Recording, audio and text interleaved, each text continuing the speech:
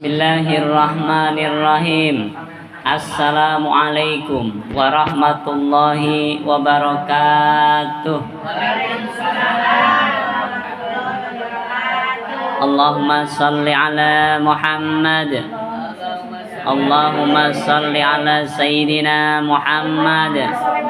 Allahumma salli wa sallim wa barik ala Sayyidina Muhammad. Alhamdulillahirrabbilalamin. Ibu-ibu semua yang dirahmati Allah, Bunda Lita, ibu-ibu semua, ibu pengurus, ustazat yang dirahmati Allah, apa kabar sore hari ini? Alhamdulillah. Pokoknya ibu-ibu itu kalau ada kesempatan kakinya ngelonjor aja udah enak, aman.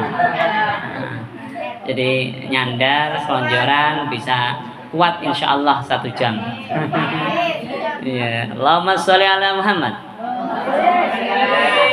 Alhamdulillah Rabbil alamin.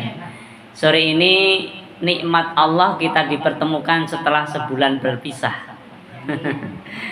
Ya, sebagian sering ketemu di jalan ya, tapi kan ketemu biasa. Kalau hari ini ketemu kita disertai para malaikat insya Allah.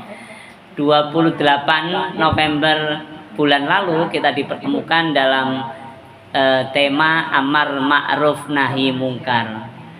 Setelah itu hari ini 26 Desember Allah pertemukan lagi di akhir tahun ya, insya Allah di bulan Desember ini.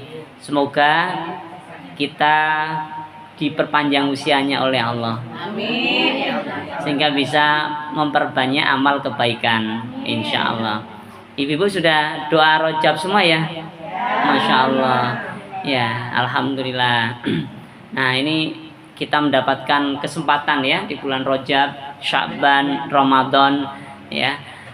Dan kita berharap bulan-bulan berikutnya juga akan diperpanjang. Nah, dalam 1 minggu terakhir ini ibu-ibu yang dirahmati Allah, saya itu dikasih kesempatan oleh Allah ngisi tausiah 1, 2, 3, 4 kali tausiah kematian. Tausiah tahlilan. Masya Allah. Jadi 4 kali, kemudian 1 kali bersama orang yang wafat. Ya, memegangnya, menyentuhnya, melihatnya, mengangkatnya, Masya Allah. Jadi kalau sering-sering kita mengingat kematian, insya Allah kita berharap akhir kita husnul khotimah. Kemarin juga ya, kalau nggak salah ada Ustadz Jazir ya, yang salah satu pendiri atau pengasuh Masjid Jogokarian, juga beliau wafat. Masya Allah. Beliau itu punya pikiran yang luar biasa. Salah satu pikirannya adalah saldo masjid 0. Masya Allah gitu. Bahkan menurut beliau nggak usah buat menara-menara itu. Apa itu namanya? Menara ya? Menara masjid itu biayanya ratusan juta, Bu. Hanya untuk buat menara saja. Padahal kanan kirinya masih banyak yang membutuhkan, yang hidup di bawah garis kemiskinan misalnya. Masya Allah, itu luar biasa. Nih, zaman Nabi ada nggak menara, Bu, masjidnya? Nggak ada, gitu ya. Nggak ada. Itu kreativitas ya. Kalau zaman dulu untuk masang speaker biar keras, atau orang naik ke atas adanya biar terdengar. Tapi sekarang kan nggak harus naik ke atas juga udah terdengar. Apalagi HP-nya tiba-tiba bunyi Allahu Akbar, Allahu Akbar, adzan. Jadi orang sekarang kalau ingat waktu sholat diingetin langsung oleh HP-nya, tidak perlu lihat jam atau tidak perlu nunggu adzan. Sudah kadang-kadang muadzinnya ketiduran, nah HP-nya adzan duluan. Ya, Masya Allah, Alhamdulillah. Allahumma sholli ala Muhammad. Sore ini saya ingin memberikan bekal ibu-ibu di akhir tahun. Mau kira-kira, Bu? Tapi bekalnya lebih mahal dari sekedar rupiah. Oh, paling udah nyangka nggak mungkin lah. Ustadz bagi-bagi di sini satu orang 500.000, satu orang 500.000. Ya mungkin juga, siapa tahu suatu saat ada rezeki.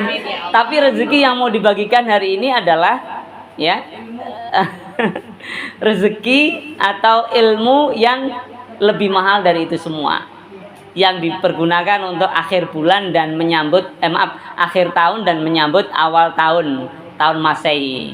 Ya, Masya Allah. Akhir tahun 2025 menyambut 2026. Sudah banyak Bu ya usia ya. Masya Allah. Ya ini Masya Allah ya, dikasih kesempatan oleh Allah kita ya. Ibu yang dirahmati Allah. Ya. Akhir tahun ini banyak kegiatan. Biasanya orang-orang berangkat ke puncak, apalagi liburan, ya ke pantai, kemana-mana untuk berlibur. Itu kegiatan dunia, itu kegiatan yang lumrah banyak kita jumpai. Ya, boleh tidak?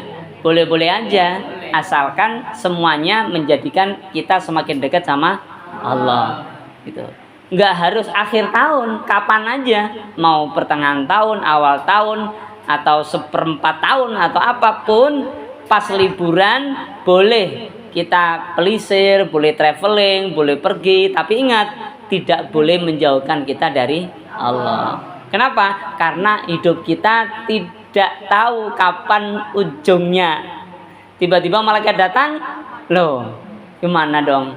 Pas senang-senang lupa sama Allah. Makanya alhamdulillah kita tidak boleh lupa sama Allah dalam kondisi apapun. Ya, Allahumma sholli ala Muhammad. Ibu yang dirahmati Allah, ada sesuatu yang sangat penting yang akan saya sampaikan ini. Sesuatu itu sampai dibilang oleh Imam Abu Daud. Imam Abu Daud itu yang punya hadis, kumpulan hadis namanya Sunan Abu Daud. Beliau bilang bahwa hal ini adalah separuh agama. Hal ininya itu nanti belakangan. Hal ini dulu. Hal ini separuh agama. Kenapa? Karena menurut beliau, orang beragama itu ada dua aspek. Aspek lahiriah dan aspek batiniah. Aspek lahiriah itu yang bisa kita pegang nih, fisik, ya. Ada sholat, ya, ada menolong orang, membantu orang, itu lahiriah. Ya, wudhu, ya, kemudian tahajud atau apa yang melibatkan fisik kita. Tapi juga ada aspek batiniah yang letaknya di dalam. Itu. Jadi menurut Imam Abu Daud, ya, hal tersebut yang dimaksud separuh agama karena bicara aspek batiniah. Si satunya aspek lahiriah. Nah, kalau batiniah akan kita bahas, kalau lahiriah ya kapan-kapan di lain waktu. Nah, menurut Imam Ahmad, ya ini Imam hadis ya, dan Imam Syafi'i yang ngajarin kunut di sholat subuh, Imam Syafi'i, bahwa yang akan kita bahas ini sepertiga ilmu. Jadi menurut dua imam ini, ilmu itu kurang lebih ada tiga hal yang akan mempengaruhi ilmu itu. Yang pertama, hal-hal yang terkait dengan hati. Yang kedua, hal-hal yang terkait dengan lisan. Yang ketiga, hal-hal yang terkait dengan anggota badan kita. Makanya ada ilmu, ada amal. Jadi hal-hal yang dalam hati, hal-hal yang diucapkan lewat lisan, dan hal-hal yang dilakukan dengan anggota badan. Dan satu hal yang dimaksud merupakan batiniah, apa yang ada di dalam hati, sehingga sepertiga ilmunya loh. Jadi sore ini kita belajar sepertiga ilmu, kita juga belajar setengah agama, setengah ajaran Islam. Jadi kira-kira penting nggak Bu? Penting banget, karena setengah loh. Jadi kalau kita nggak lakukan ini, nggak lengkap, nggak sempurna, karena setengahnya hilang. Dan setengah ini kadang gangguannya banyak. Nah, sore ini kita akan bahas ya. Yang dimaksud itu, hal tersebut adalah yang disampaikan oleh Rasulullah dalam hadis beliau, An amiril mu'minina, ya, an amiril mu'minina Abi Hafsin Umar bin Al-Khattabi radhiyallahu anhu qala sami'tu Rasulullah sallallahu alaihi wasallam yaqul innamal a'malu binniyati wa innama likulli imri'in ma nawa faman kanat hijratu ilallahi wa rasulihi fa hijratu ilallahi wa rasulihi wa man kanat hijratu lidunya yusibuha aw imra'atin yankihuha fa hijratu ila ma hajara ilai. Ya, kira-kira pernah dengar enggak, Bu? Belum ya? Belum. Jadi saya terjemahkan deh. Ini dari Umar bin Khattab. Umar bin Khattab itu bapaknya Hafsah, makanya disebut an amiril mukminin, ya, Abi Hafsin. Umar bin Khattab itu khalifah Amirul Mukminin, presiden, tapi juga bapaknya Hafsah, ya. Siapa namanya? Umar bin Khattab. Beliau mengatakan, aku mendengar Rasulullah mengatakan. Apa yang kata Rasulullah? Innamal a'malu binniyati wa innamal likulli imri'in ma nawa. Sesungguhnya setiap amal perbuatan akan ditentukan nilainya oleh niatnya. Oh. Ya. Wa innamal likulli imri'in ma nawa, dan setiap sesuatu persoalan itu tergantung dari apa yang diniatkannya. Innamal a'malu binniyat. Sesungguhnya amal itu bersamaan dengan niat dan nilainya ditentukan oleh apa? Amal itu nilainya ditentukan oleh niatnya. Niat itu bersamaan amal, tapi amal itu ditentukan oleh niatnya. Innamal a'malu binniyati wa innama likulli imri'in ma nawa. Faman kanat hijratuhu ilallahi wa rasuli, barang siapa yang dia melakukan hijrah perbuatan apapun kebaikan, ya, karena Allah dan Rasulnya, fa hijratu ilallahi wa rasuli, maka hitungannya karena Allah dan Rasulnya. Faman kanat wa man kanat hijratu lidunya yusibuha aw imra'atin yankihuha, tapi siapa yang dia itu melakukan amal perbuatan itu lidunya yusibuha, untuk dunia yang dia inginkan, ya, aw imra'atin yankihuha, atau wanita yang ia ingin nikahi, gitu, atau laki-laki yang ia ingin nikahi, misalnya dia melakukan sesuatu biar dinikahi sama ini misalnya nih, ya. Maka ini kata Nabi, fa hijratu ila ma hajara ilai, maka perbuatannya itu nilainya itu tadi seperti yang dia niatkan itu. Dia cuma dapat wanita yang ingin dia nikahi, laki-laki yang ingin dinikahi, dia ingin juga dapat mungkin harta yang banyak di dunia ini, pengen pangkat dikasih, pengen gelar dikasih, pengen jabatan dikasih, tapi akhirat tidak dapat. Kok begitu? Karena Allah sampaikan, mangkana yuridu hartal akhirati nazid lau fi harsi, siapa yang menginginkan pahala akhirat maka Allah akan tambah. Wa mangkana yuridu hartal dunya nu'tihi minha wa ma lau fil akhirati min nasib, tapi yang ingin dunia Allah kasih sebagiannya doang, enggak semuanya, ya. Wa ma fil akhirati min nasib, tapi tidak ada bagian dia di akhirat. Itu dasarnya, Bu. Jadi niat ini separuh agama. Jadi bekal kita ini, sore ini kita akan bersama-sama belajar dan merumuskan suatu sehingga kita bisa amalkan untuk apa? Meluruskan niat. Kalau niat kita nggak lurus, Bu, semuanya nggak dinilai sama Allah. Naudzubillah. Sholat duhur niatnya asar, nggak nyambung. Sholat asar niatnya subuh, nggak bisa. Jadi niatnya harus jelas, niatnya untuk sholat duhur, niatnya untuk sholat asar misalnya. Nah, niat yang diperbolehkan oleh Allah adalah niat karena Allah, bukan karena yang lainnya. Mencari ridha Allah. Loh Pak Ustadz lah, kalau aku ngaji kan niat nuntut ilmu, ya itu namanya karena Allah, sama aja. Karena perintah Allah.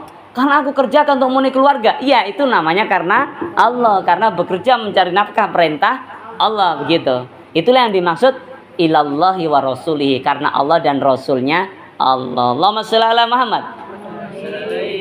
Nah, Masya Allah. Jadi itu ya, itu niat. Jadi kira-kira niat kita ini udah lurus atau belum, Bu? Insya Allah ya. Insya Allah, Masya Allah. Nah, ada nggak godaan-godaannya kadang-kadang nggak lurus gitu? Ada. Biasanya gini, niat itu ujiannya pertama di awal. Kita mau berangkat nih, keluar rumah nih misalnya, mau ngaji, itu udah diganggu macam-macam. Hati kita itu diganggu niatnya. Nah, nanti udah ngerjain nih. Di sini ada yang nggak cocok kata-kata, kita dengar kata-kata dari teman kita, kalau kita sifat kita, udah diganggu lagi tuh. perjalanan ini kita ngaji diganggu, ya, sama setan, sama hawa nafsu, ya, untuk agar niatnya berubah. Terus setelah itu selesai, habis melakukan kegiatan, habis ngaji atau habis misalkan beramal, amal soleh yang lain misalnya, habis bantu orang, selesai, diuji lagi. Ya, kadang-kadang datang, wih mas, coba kalau nggak ada sampean nih, ini ibu ini bisa parah nih, kasihan nih, sampean beruntung nih, sampean berjasa nih. Wah, itu gangguan tuh. Ya, hati-hati niatnya karena Allah atau karena ingin dipuji. Kalau kita langsung, ya ilmu umrah lo Pak, saya kan dari dulu perhatian. Wah, itu bahaya. Gitu. Harusnya bagaimana? Ya Allah, itu semua kuasa Allah. Semoga diterima oleh Allah. Kita semua ditolong oleh Allah, dekat sama Allah, begitu. Nah, itu gangguannya banyak banget, Bu. Gitu. Ya. Jadi jangan sampai didiemin. Kalau didiemin, kita dimakan. Ya. Makanya kita harus timpali dengan yang baik, diingetin kepada Allah. Ya. Pujian-pujian itu menghanyutkan. Ya. Makanya disebutkan ad-dunya mazra'atul akhirah. Dunia ini adalah ladangnya akhirat. Ya. Bisa jadi akhirat kalau niatnya untuk akhirat, tapi hanya jadi dunia kalau niatnya untuk dunia saja. Ya. Kamu ke sekolah ya biar dapat ijazah lah, nanti bisa untuk kerja. Itu doang. Sayang banget. Ya, niatnya yang lebih lurus saja. Niat menuntut ilmu karena perintah Allah. Ijazah nggak usah dipikirin, datang sendiri. Kalau kita niatnya benar, kerjanya benar, kuliahnya benar, udah dapat, lulus. Gitu. Ngaji juga begitu. Ngajinya niatnya karena Allah. Udah lurus. Persoalan nanti ternyata Allah kasih rezeki materi, alhamdulillah. Kalau Allah kasih cuman gorengan, alhamdulillah. Enggak dikasih juga alhamdulillah, karena kita berharap akhirat. Itu lurus niatnya. Makanya alhamdulillah Al-Hanifah ini bertahan sampai berapa lama, Bunda? Berapa lama nih sudah Al-Hanifah? 10 ya? Lebih? 20? Belum? Allahu Akbar. Alhamdulillah 20 tahun loh. Ya Masya Allah. Ya, berarti 20 tahun yang lalu usia saya 28. Iya, Masya Allah. Gitu. Jadi ibu-ibu, bekal yang penting untuk menyambut akhir tahun, untuk di akhir tahun menyambut awal tahun itu, menurut saya adalah meluruskan niat. Ya, meluruskan niat. Jangan sampai nanti tahun depan itu sama dengan tahun ini, jangan sampai. Kalau bisa mulai hari ini kita terus. Bagaimana caranya? Nah, oke ya, diingat-ingat ya. Caranya agar niat kita ini lurus. Ya. Ini harus ada caranya, Bu. Ya. Yang pertama, caranya agar niat kita lurus apa? Bermohon hanya balasan dari Allah. Itu. Jadi yang pertama dan utama itu, Bu. Agar lurus itu bermohon balasan dari Allah. Kadang-kadang kita nolong orang, yang kita tolong malah kayaknya cuek. Terima kasih aja enggak. Terus hati kita, ini gimana sih udah kasih bantuan kok enggak terima kasih. Itu kira-kira godaan atau enggak tuh? Godaan pasti. Kalau kita langsung gimana sih? Itu udah gagal. Tapi kalau ya Allah, alhamdulillah ya Allah, berarti kau terima ya Allah, karena aku tidak berharap balasan dari dia, tidak berharap ucapan terima kasih dari dia, tidak berharap bantuan dari dia, saya hanya berharap darimu ya Allah. Gitu. Jadi ketika kita bantu orang dia nggak terima kasih, kita bilang apa, Bu? Alhamdulillah. Ya. Kita ngasih kebaikan malah dia kayak nggak tahu sopan santun, alhamdulillah. Justru menjaga niat akan lebih mudah ketika kita tidak enakin oleh orang daripada dienakin, Bu. Tadi kan tidak enakin tuh, kita nolong nggak terima kasih dia, nggak apa, itu nggak dienakin sama orang. Nah justru lebih mudah karena ya Allah ini hanya untukmu ya Allah. Aku nolong dia hanya berharap darimu ya Allah. Itu. Tapi kalau dienakin, dipuji, waduh bahaya, malah susah. Terbang nggak bisa turun, waduh bahaya nih. Iya. Kenapa? Nah ini. Karena Bu, hati kita itu kata Imam Ibnu Qayyim Al-Jauziyah itu seperti bejana nih. Seperti gelas inilah kalau kita anggaplah ini bejana. Terus isinya itu adalah niat. Gitu. Jadi isinya hati itu niat. Oke ya. Nah, beliau katakan Ibnu Qayyim itu bahwa niat itu ada prosesnya, enggak tiba-tiba, Bu. Pertama, prosesnya apa? Adalah al-khatirah. Apa, Bu? Al-khatirah. Al-khatirah itu detakan hati, lintasan hati.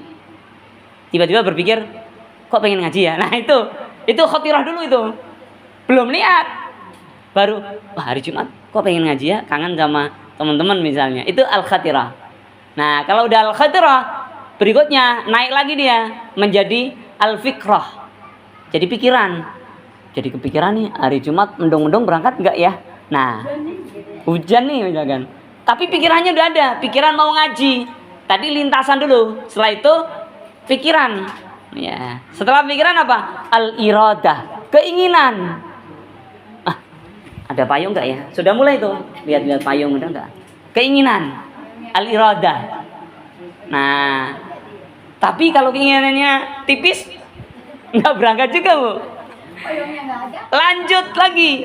Ya, nanti waktu keinginan udah diuji payungnya enggak ada lah, payungnya rusak, payungnya bolong, macam-macam itu. Nah, itu ujiannya.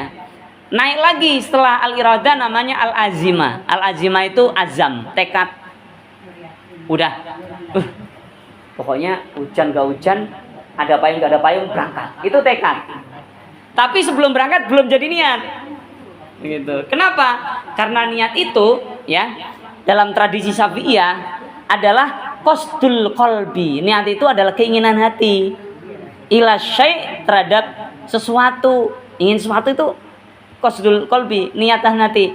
Tapi apa? Iktiranan bi fi'lihi, bersamaan dengan amal perbuatan. Baru itu namanya niat.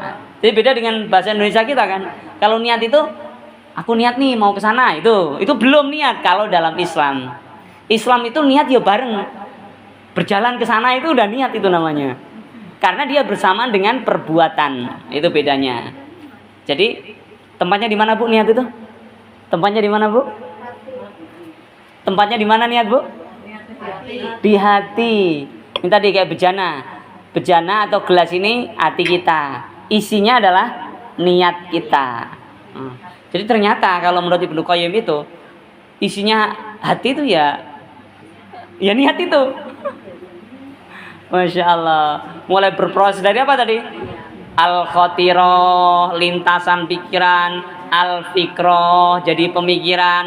Al-iradah, keinginan. Kemudian setelah ingin jadi al-azimah, tekadnya semakin kuat. Baru ya niat.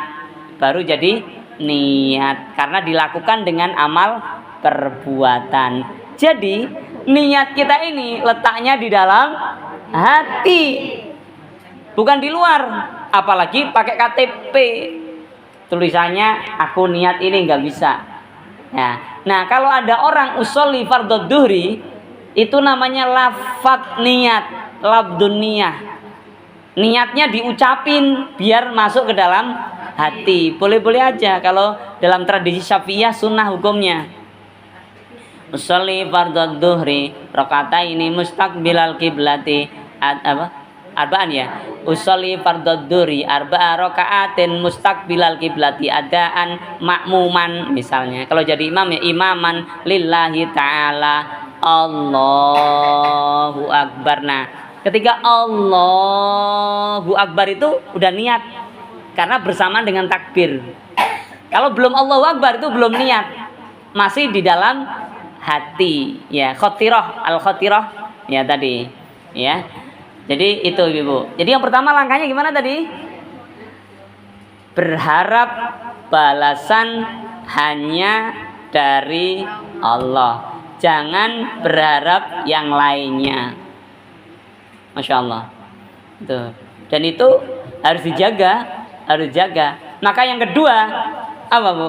Ya, menjaga dari penyakit-penyakitnya, penyakit hati, atau menjaga kestabilan hati kita. Jadi yang pertama, berharap balasan dari Allah saja, bukan yang lain. Yang kedua, menjaga hati biar tidak bergoncang-goncang, biar hatinya stabil.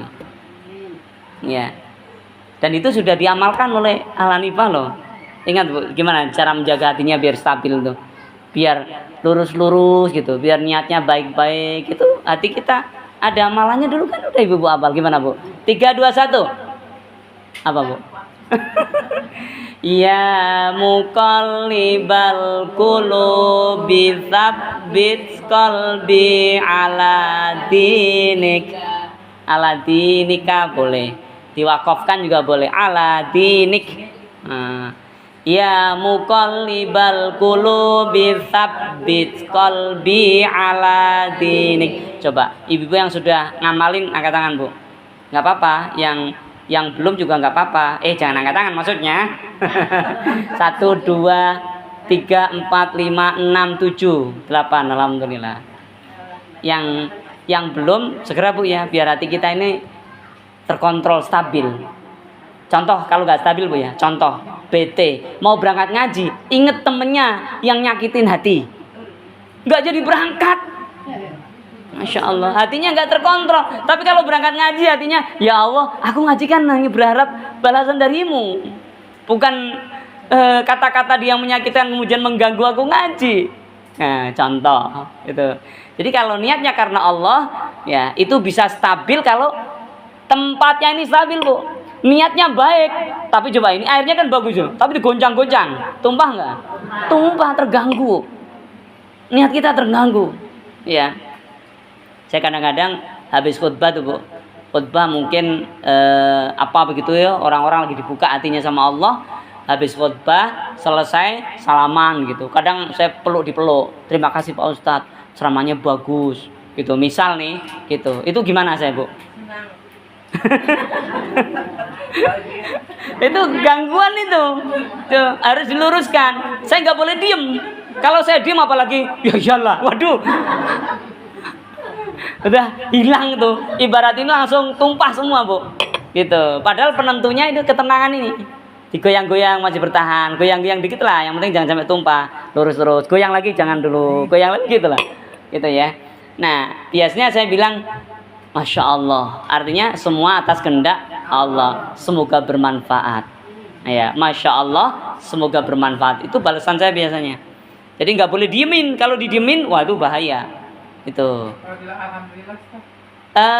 boleh-boleh aja, tapi kadang-kadang kayak bangga, ya kan, segala puji bagi Allah, kayak masih kena kita itu. Nah tapi kalau Masya Allah, Alhamdulillah pelan-pelan di belakang.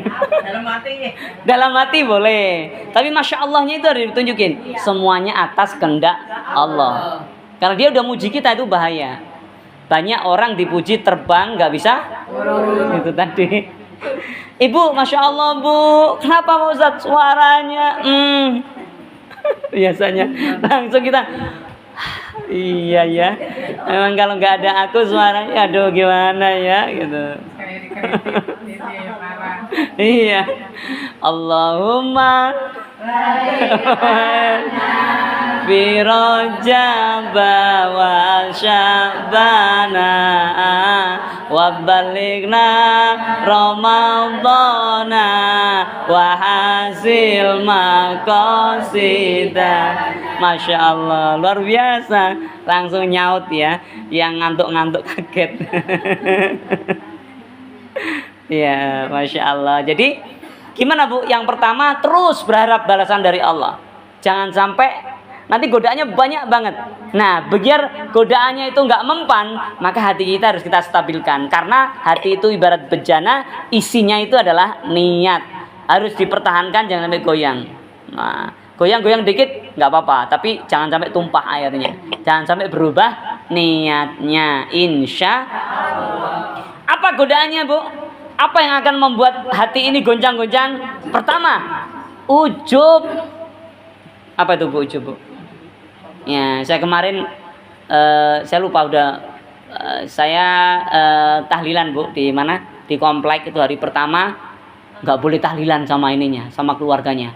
Itu nggak boleh tahlilan. Jadi omongan. Hari kedua ceramah doang.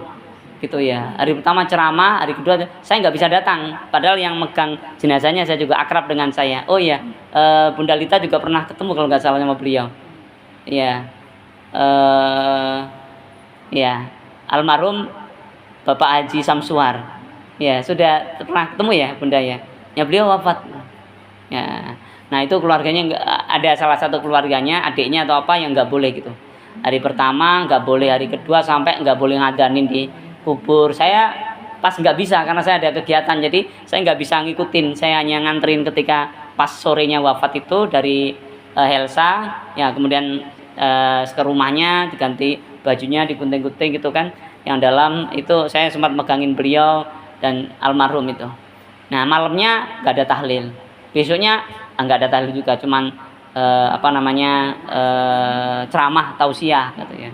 Nah, besoknya lagi saya pada di WA-in. Ustadz datang Ustadz gitu. Nah, ya insya Allah ya Pak Haji Agus Alamin ya, WA saya, terus juga Ustadz Emil juga WA saya. Akhirnya pas saya memang bisa, rencana saya juga memang datang. Ya saya datang. Udah. Terus ternyata keluarganya Mas Ardit sudah minta agar ada tahlil gitu ya. Ya, adik almarhum di situ masih saya dengar itu langsung karena di dekat ini. Udah, langsung tausiah aja katanya gitu. Tapi sudah ada Ustadz Yusron yang baca tahlilnya, udah siap beliau. Nah, tetap aja tahlil bareng. Ya, dalam yang meninggal. Ya, Pak Haji Samsuar, Pak Haji Samsuar Syarif.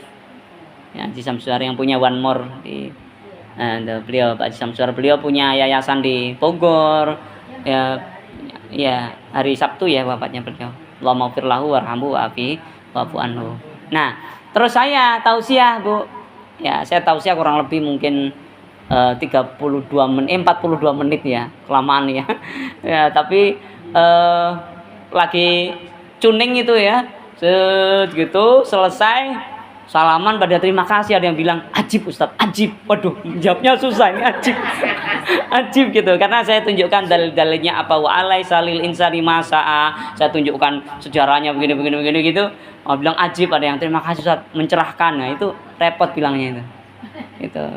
Jadi ya itu Masya Allah, semoga bermanfaat. Ya, semoga bermanfaat. Masya Allah, semoga bermanfaat. Semuanya kuasa Allah. Ya, saya pun kalau nggak diingetin Allah nggak bisa, Bu. Saya itu termasuk orang yang tidak mengandalkan otak, tidak mengandalkan hafalan, tidak, karena nggak ada. Cerdas enggak, hafalan apa juga enggak. Makanya saya bersyukur dijelasin sama Allah. Kenapa? Akhirnya saya terus minta pada Allah. Ya Allah, tolong bukain hati ya Allah, kalau saya lupa ingetin ya Allah. Ini orang-orang lagi dengerin, bukain hatinya ya Allah, luruskan niatnya, ketemukan kami di surga ya Allah. Amin. Tapi di surga insya Allah lebih cantik dari ini ya. Ibu-ibu tampil lebih cantik daripada insya Allah. Semoga insya Allah. Ya, insya Allah kalau la ilaha illallah semua yakin semuanya masuk surga. Ya, insya Allah, amin ya rabbal alamin. Apalagi Ibu Al Hanifah, nanti bisa pesan klaster sendiri, klaster Al Hanifah. Amin, VIP ya, bersama Rasulullah Muhammad Sallallahu Alaihi Wasallam. Ya, jadi karena 4 kali ceramah kematian, Bu ya, jadi kayaknya dekat banget gitu. Jadi malaikat itu aslinya selalu mendampingi kita. Jadi nggak ada waktu kita sendirian tanpa malaikat, nggak ada, Bu. Kadang-kadang dulu waktu masa-masa muda dulu Bu, Neng apa spinning di sini nggak ada orang, Neng. Kita berdua aja Bang. Iya. Terus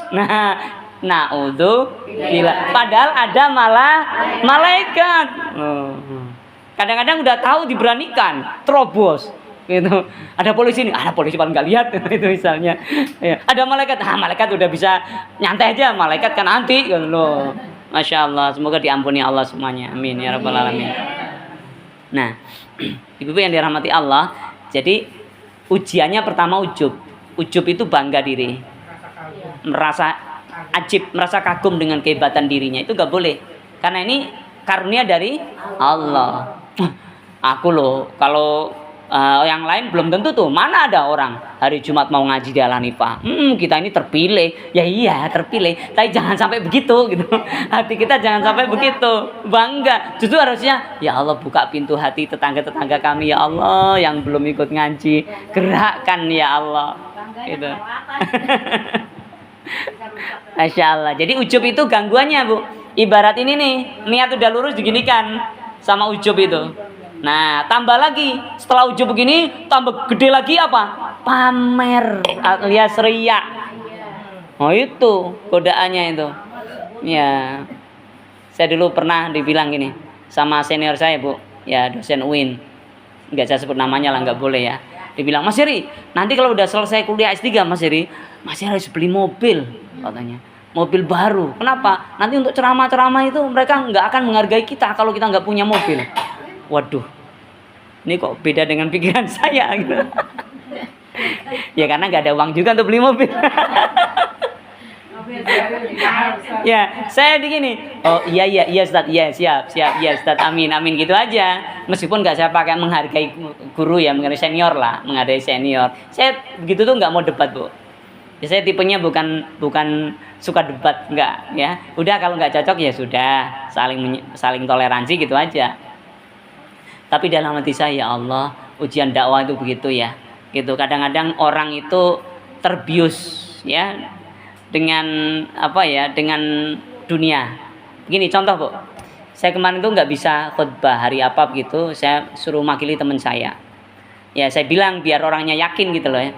Karena saya ada kepentingan jadi nggak bisa. Saya minta ganti dia, saya bilang Pak DKM ya, ini ustadznya ini namanya ini, beliau biasa ngisi di TV One, saya bilang.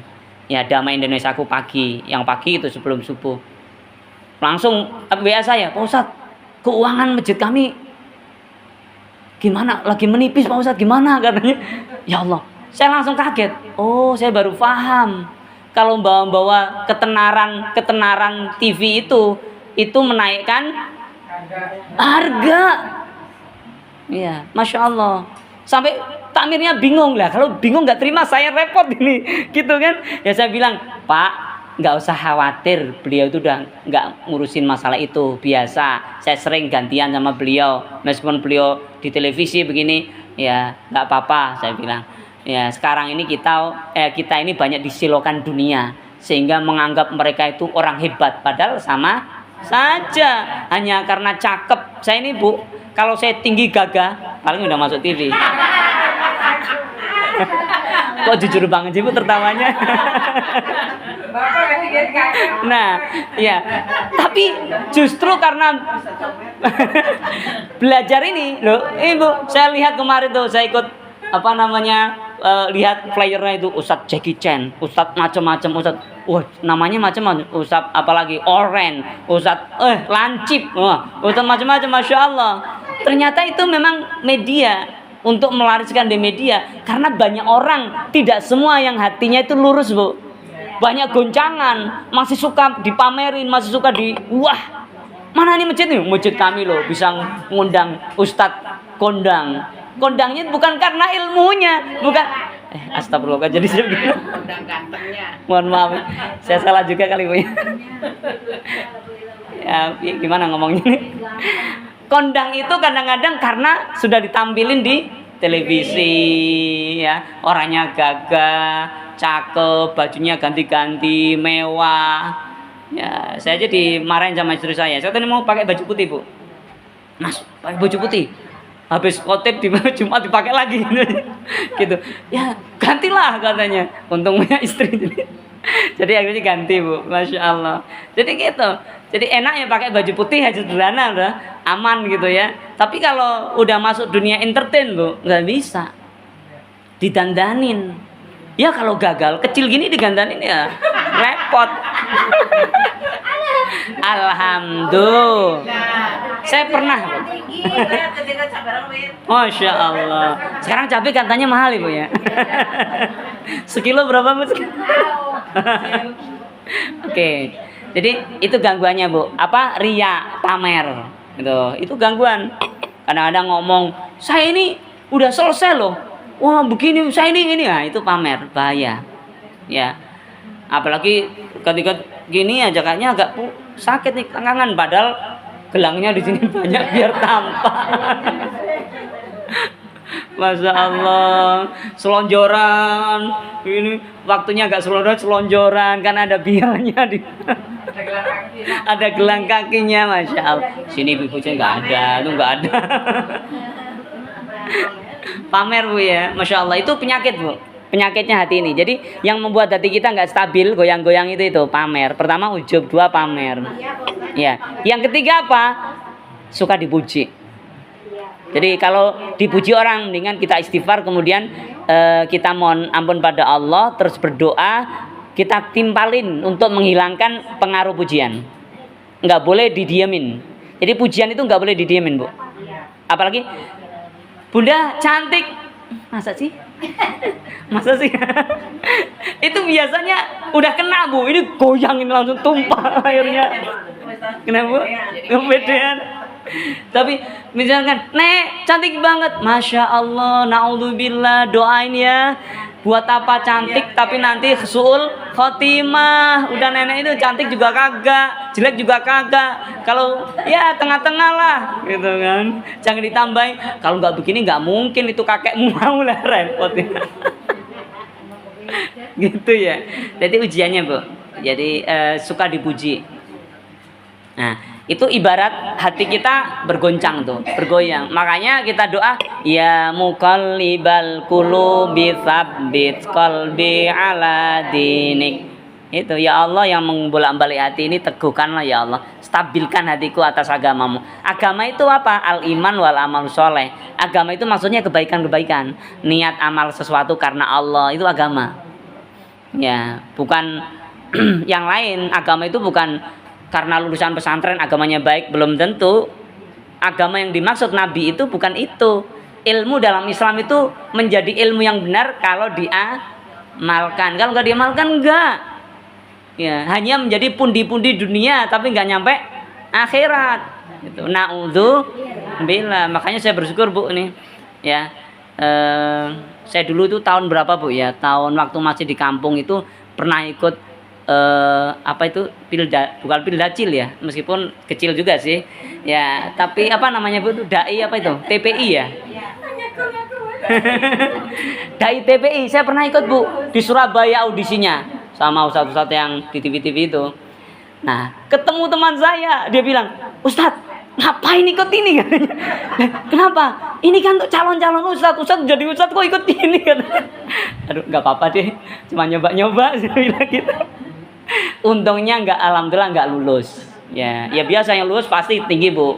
Ya minimal 170 lah. Saya kan 152. Jadi gitu ya. Jadi Masya Allah. Kalau mau masuk TV gampang Bu. Kalau nggak cakep banget, ya jelek banget gitu. Ya.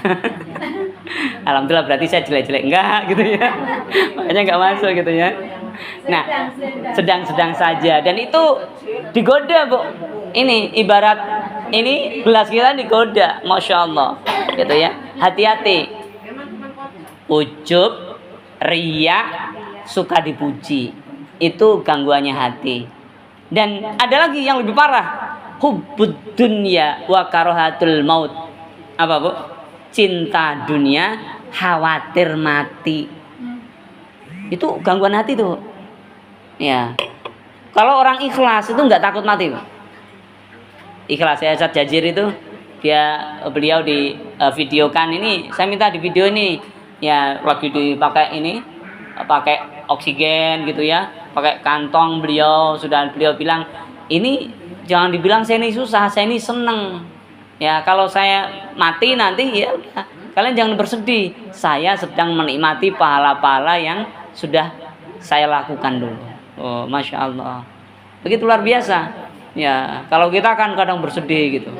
Ya sedih boleh, tapi jangan terlalu. Hubbud dunya wa karahatul maut bisa mengganggu hati kita. Cinta dunia dan takut mati. Contoh yang cinta dunia banget itu siapa, Bu? Contoh yang cinta dunia banget siapa?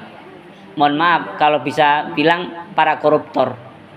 Para koruptor itu kan kayanya udah kaya, Bu.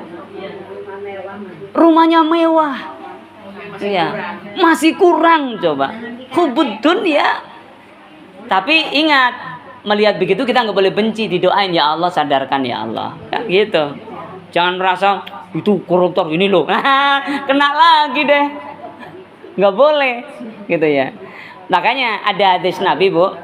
Hadis Nabi yang menyatakan bahwa orang, mohon maaf, orang yang nggak punya nih, orang miskin yang baik, dia soleh, soleha, masuk surganya 500 tahun lebih cepat daripada orang kaya meskipun soleh, soleha. Kita ini ya bilang alhamdulillah nggak?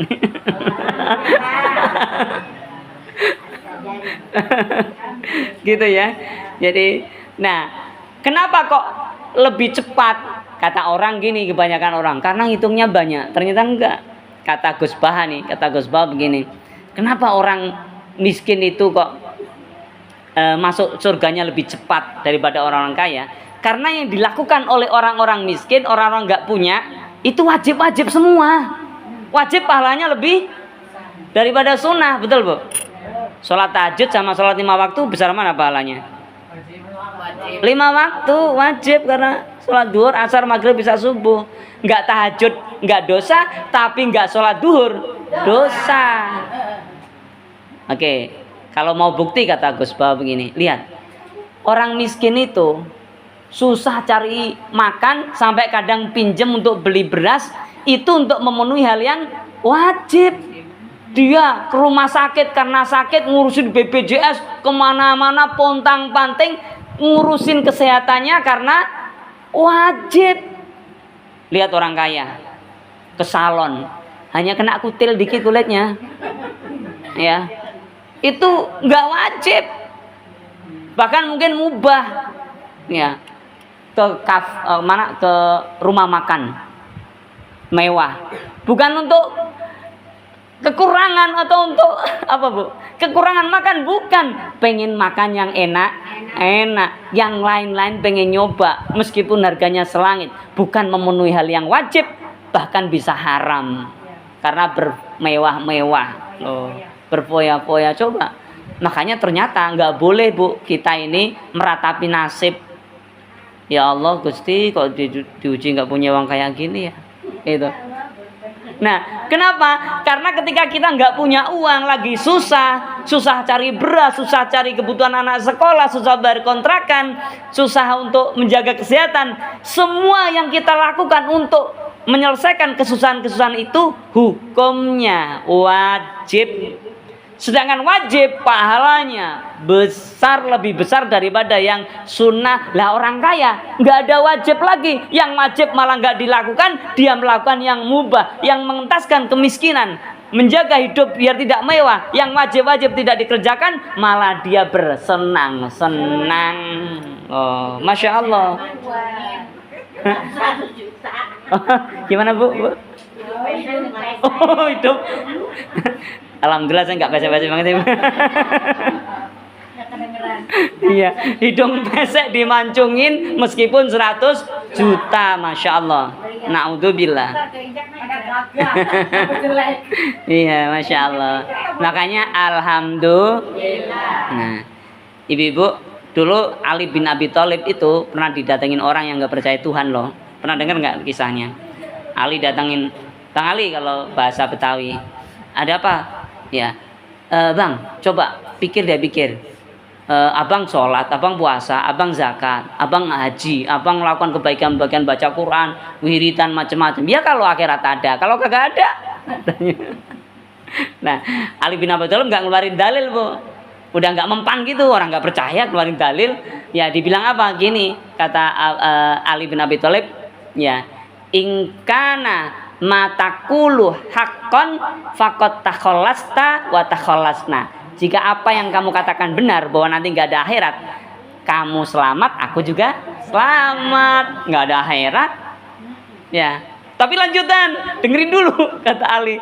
Ya, wa ingkana ma'akulu hakkon takholasna wa ahlakta. Tapi jika apa yang aku katakan benar, nanti ada alam kubur, nanti ada alam akhirat, maka kami selamat, kamu binasa. kamu hancur, kata Ali bin Abi Thalib. Masya Allah, semoga kita diselamatkan oleh Allah, amin. Nah, ibu-ibu tahu Pascal? Pascal itu ahli fisikawan. Nah, kalau udah sama-sama lihat jam ini udah waktunya ya, segera diselesaikan ya, bentar lagi asar ya, asar jam lebih 23. Nah, ini lebih 14. Nah, 2 menit lagi ya. 2 menit lagi lebih 16 maksudnya. Gini, kata Pascal begini, Pascal itu yang menemukan teori hidrolika, Bu. Jadi kalau ada dongkrak hidrolik yang untuk nyuci mobil itu kan, nah itu kan dipakai besi, itu pakai hukum Pascal. Ya, hidrolika. Ada juga macam-macam alat pakai hidrolik. Dia itu bilang begini, meskipun bukan urusan fisika, ini ahli fisika, ahli materialis. Ya, keduniaan. Ilmu fisika itu kan untuk dunia, Bu. Untuk ini buat kipas, ini kan ilmu-ilmu teknik ini, fisika. Bagaimana angin itu bisa bergerak dan sebagainya dan sebagainya. Dia katakan apa? Kata Pascal, orang yang percaya Tuhan itu nggak rugi, kata dia. Ya, nggak tahu dia agamanya apa. Dia bilang kalau orang percaya Tuhan itu nggak ada ruginya. Tapi kalau nggak percaya Tuhan, dia melakukan perjudian yang besar. Judi, Bu. Jadi orang hidup di dunia ini nggak percaya Tuhan, nggak percaya alam kubur, nggak percaya akhirat, dia sebenarnya sedang berjudi, gambling. Loh, Masya Allah. Nah, kalau orang beriman udah pasti nggak ada judi, melakukan dengan kemantapan, membantu dengan kemantapan, dengan niat karena ingin berharap Allah balasannya. Tapi mereka melakukan dengan kegamangan sampai menganggap bahwa dunia ini tujuannya, padahal ada hidup setelahnya. Makanya dianggap oleh Pascal ini perjudian yang gila-gilaan, perjudian yang besar. Kok bisa gitu, bahasa kita gitu. Ya, Masya Allah. Alhamdulillah kita hadir di sini dengan keyakinan iman Islam. Alhamdulillah. Bagaimana cara menjaga ini, Bu, agar niat kita lurus?